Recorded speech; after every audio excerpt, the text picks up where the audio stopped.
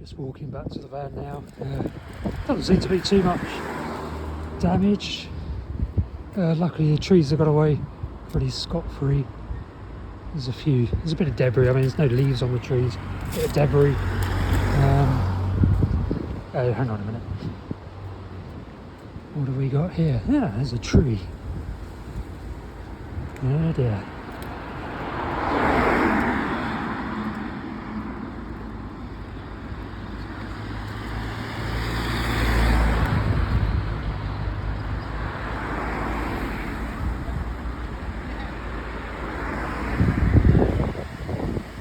Famous last words, eh?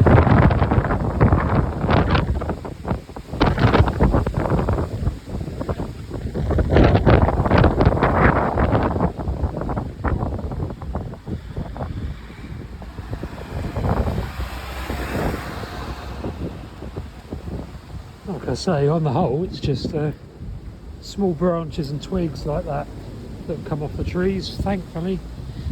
The big hurricane in, what was it, 1987, I think? That went through in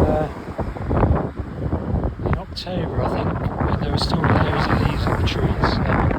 Obviously those trees came down as a result.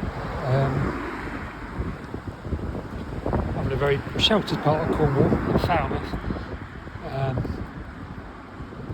I don't know what it's like on the North Cornwall coast, which is fully exposed to kind of northwesterlies as they've been coming in. I think it's basically cleared through Storm Eunice, cleared through Cornwall now. Still a bit blowy. It's heading across London.